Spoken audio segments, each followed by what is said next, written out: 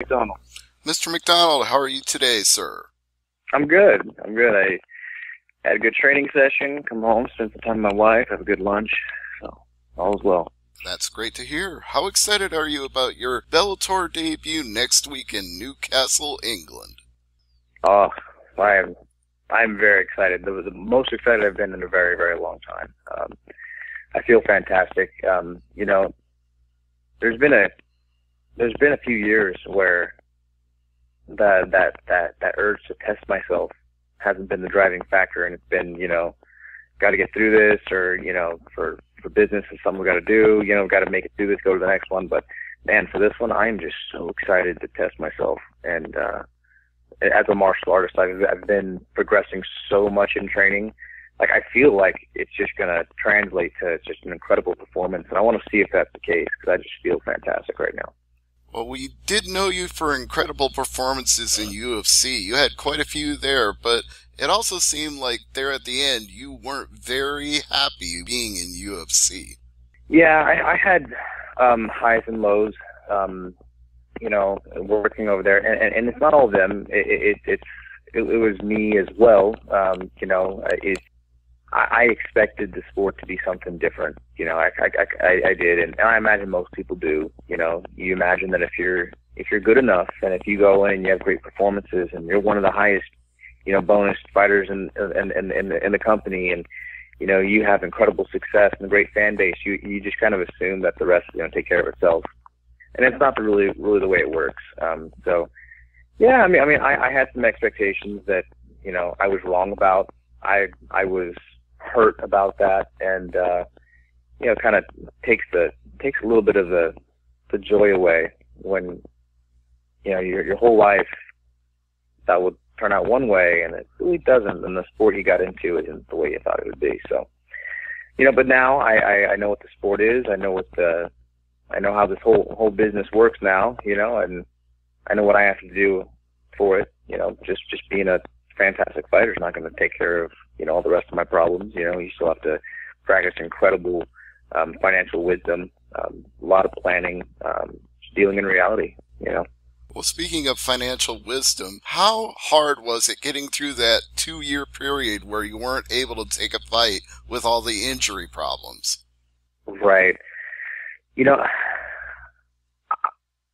Initially, I would say it wasn't that hard initially, but it was hard recovering from it because it put me in a hole. The hardest part about the fight business in general is it's unpredictable. You never know when your next fight's going to be. And the last couple interviews I was talking to them about, like, somebody mentioned that my last fight was 16 months ago, and I'm like, no way, that cannot be the case. But it is, and that's just mind-blowing to me. That, you could go 16 months and not even realize it. I've been working hard this whole time, and just from the complications that happened, the contract problems, switching over to an organization, all these other things that happened. It's 16 months. That's mind-blowing. And so I would say this to anybody in the fight business who doesn't already know it, and anyone looking to be in the fight business, it's unpredictable. You have no idea when you're going to make your next check and how much it's going to be, how long it's going to last. So that's the hardest thing about successfully fighting in the fight business. How important then was it to have a good support network around you, family, teammates, and people who could lend a hand? Yeah, God has truly blessed me with an incredible network of people, an incredible wife. Dude, I cannot imagine how much that 2-year period would have sucked if I had a bad wife and someone who I come home is always complaining about stuff. My wife's a champ, man, and we've been through hard times together. And it's not really fun getting, watching, your husband get tapped out or submitted, or, get, separate from the biggest company in the world. And, she's never wavered. She's been here with me the whole time. This whole time, home has been, in my time with her, has been a good place. It's been a relaxing place to be. And, that matters a lot. So my wife is number one in that, and this great support network and people that help you get through these, complications and hard times. And then we both have fantastic family. I have incredible family. I have incredible in-laws. Everybody, when during that 2-year period when I was off, I mean, my father-in-law gave me a job teaching at his studio. He's a grandmaster in Karate Kembo. My wife's a lifelong martial artist. My coach gave me more lessons to teach.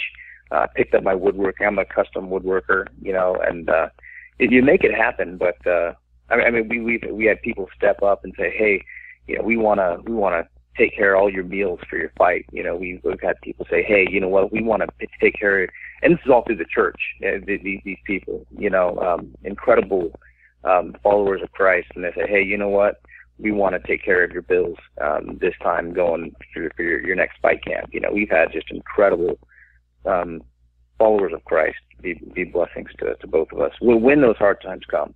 Well, I did notice that in your Twitter profile that 2 of the top items you listed were Christian and woodworkers. So how important it is to let people know about that faith when you go in there for a fight? Man, I would say this. I would say the most powerful testimonies are the ones that are honest and not forced. And some of the most powerful things you can ever hear people say are honest, true answers that they give. I don't exactly look for ways that I have to try to, shove Christianity down people's throats, because I don't think that's the way that it needs to be, and I don't think that's the way that it should be. I don't think that's the way it was with Christ. He was God on earth that had so much love in him that it just radiated out. Everyone wanted to be around him, and by that, people say, teach me. I'm not one of these guys that I try to shove it down their throats and, scream a Bible verse after I win or something like that. I don't really think that it changes anybody's life, but I do want to be fearlessly honest. When someone asks me about something, hey, about this question, that I can just say that Christ has changed my life. I was not always a believer. I was not always a follower. I was not always a happy person, and he saved my life, literally saved it, and gave me a purpose and gave me a life. And to fearlessly say it when people ask, when the opportunity is right, I think is much more impacting than just looking for an opportunity to shout a freaking Bible verse angrily at the world who just someone asks you a question in an interview and you just cut them off and rudely just shout a freaking Bible verse. I don't think that's the right way to do it, but I just think that the right answer is just to fearlessly proclaim the truth when the opportunity is there. I've had a lot of fighters, and in fact, quite a few on the Bellator roster who've talked to me about it. But one thing I always like to ask when it's brought up is, because it's such a violent sport and fans cheer for knockouts, fans cheer for blood. Oh yeah. How do you reconcile that with your faith? Right. I would say, first off, there is a perception in with not all people, but some people in the church that God is a foo-foo God, and that he is no one gets hurt, that there's no pain and there's no blood and all this kind of stuff like that, and there's no combat. And Christ said, if you don't have a sword, go sell your cloak and buy a sword. That yes, when someone strikes you on the face, why are they doing it? Have you offended them? If someone strikes you in the face because you've offended them, the better thing to do is say, dude, I am so sorry that I offended you so much. What did I do? Please, I'm so sorry. If I've offended you and I owe you something, please take it. That's the purpose of those things. But there's no lack of I guess, violence. It says that, an angel of the Lord wrestled with Jacob all throughout the night. It says that David was a man of blood. It says that God trains my fingers for war, my hands for battle. Not opposite, actually. But all these things, it says that he trains my fingers for battle, my hands for war. But it says that Yahweh is a warrior. That God, the Lord's a warrior, and Yahweh is his name. There's no lack of combat in the Bible, and I don't. If someone truly understands the word, I don't think they have any grounds to think that the men of God are supposed to be quiet. You sit down in your seat and you never say a word, and you just do as you're told from everybody, no matter what no matter what they say. And if someone's trying to, come in your house and hurt your family, that you just, God wouldn't like that. No, man, you freaking blow that fool away. You take out your Glock and you handle business. So. I understand. So yeah, you're going to take care of business too with Peter Legere. What do you know about him? The badass, as he's called.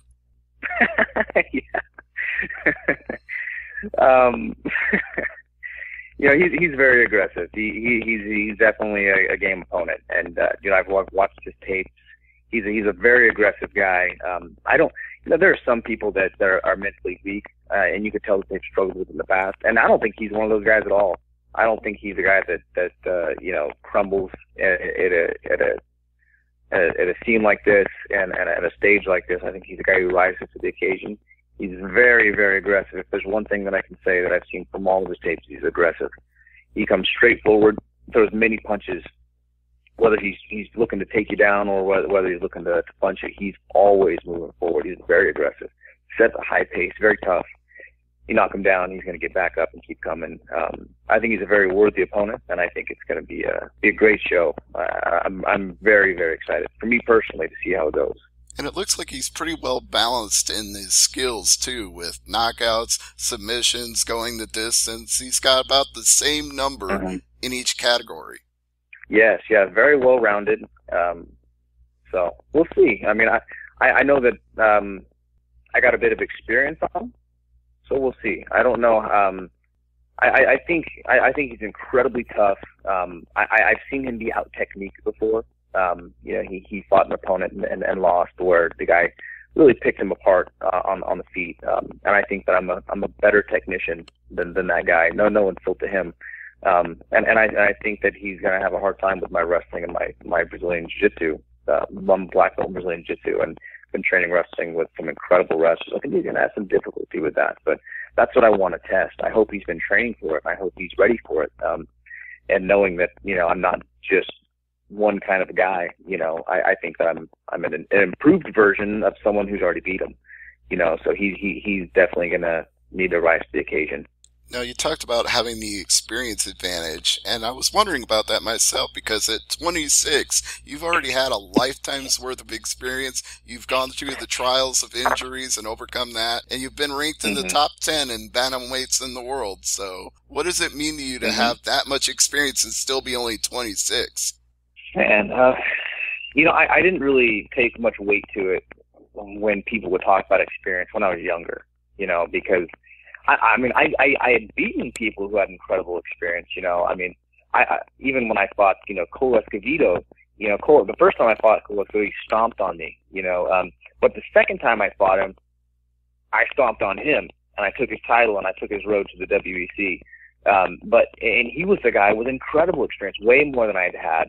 And so, I don't want to put too much weight on experience in general, because I've lost to people who have experience, and I've beaten people who have much more experience than me. When I fought Manny Tapia, he had much more experience than me.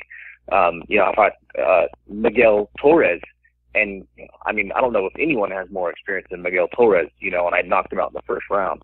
So I don't want to put too much weight on experience, but the knowledge you learn in that experience can be life-changing, and I think I've learned a lot through my experience. I don't think it's been mindless experience.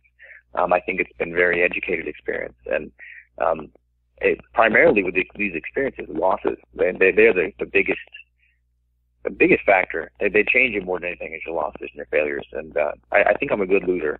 I think when I lose, I look at it right, and I make the proper adjustments, and I think they always make me better. So you live that cliche then. You take more from a loss than a win.